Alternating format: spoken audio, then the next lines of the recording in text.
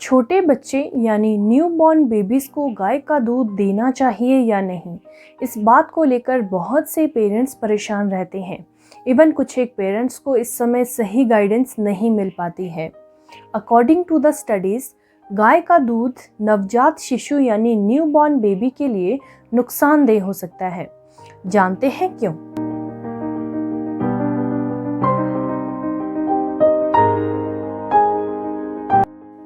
वैसे तो गाय का दूध एक कंप्लीट फूड माना जाता है, क्योंकि इसमें बहुत अच्छे न्यूट्रिएंट्स होते हैं जो हमें अच्छे हेल्थ बेनिफिट्स प्रोवाइड करते हैं। लेकिन न्यूबॉर्न बेबीज़ यानी जो नवजात शिशु होते हैं, इन्हें गाय का दूध नहीं देना चाहिए। आप सभी जानते हैं कि फैट्स का अधिक सेवन करने से ये मोटापे को बढ़ाता है। वैसे ही अगर इन्फेंसी में आप ज़्यादा प्रोटीन्स लेते हैं तो ये लेटर ऑन चाइल्डहुड में मोटापे का कारण बन सकता है। जानते हैं ये गाय के दूध से कैसे रिलेटेड है। गाय के दूध में फैट्स के साथ साथ प्रोटीन्स भी ज़्यादा होता है।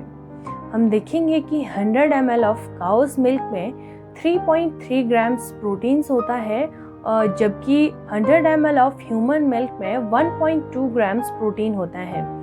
आप यहाँ डिफरेंस देख सकते हैं कि काउज मिल्क में कितना ज़्यादा प्रोटीन्स होता है, जबकि जो ह्यूमन मिल्क है उसमें बिल्कुल एक सही प्रोपोर्शन में आपको प्रोटीन्स और फैट मिलता है, जितने की आपके न्यूबॉर्न बेबी की रिक्वायरमेंट होती है। अब जो लोग अपने न्यूबॉर्न बेबी को गाय का दूध देते हैं तो आप ये डिफरेंस देख सकते हैं कि उनकी डाइट में फैट्स के साथ साथ प्रोटीन्स की मात्रा भी कितनी ज़्यादा रहती है। इसीलिए ऐसे बच्चे जो इन्फेंसी में गाय का दूध पीते हैं, जिसमें कि प्रोटीन की मात्रा ज़्यादा होती है, उन बच्चों की बॉडी में इंसुलिन और ग्रोथ फैक्टर दोनों की ग्रोथ ज़्यादा होती है।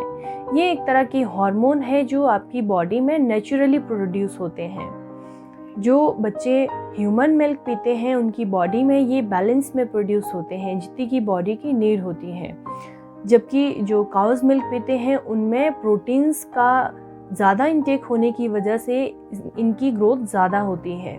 अब ये दोनों ही जो ये हार्मोन्स हैं, ये बच्चे की बॉडी में उनके फूड इंटेक को बढ़ाते हैं।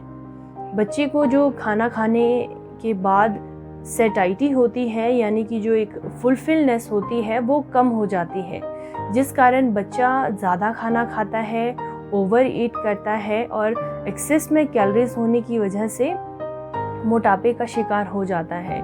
और लेटर ऑन चाइल्डहुड में जो है वो डेफिनेटली जो बच्चा है वो मोटापा उसको आ जाता है। दूसरा, इसके साथ वे केजिन रेशो यानी कि एक एसेंशियल अमाइनो एसिड्स का जो रेशो होता है और फॉस्फेट रेशो दोनों ही ह्यूमन मिल्क और काउज मिल्क में डिफरेंट होते हैं। काउज मिल्क में इसका जो रेशो है वो ह्यूमन मिल्क के रेशो से बहुत डिफरेंट है। इसी कारण अगर आप गाय का दूध लेते हैं, इस रेशो में डिफरेंस होने की वजह से आपका बच्चा जो है वो कॉन्स्टिपेशन, डायरिया या निमोनिया का शिकार भी हो सकता है। तीसरा, गाय के दूध में विटामिन सी और आयरन दोनों ही डेफिशिएंट होते हैं।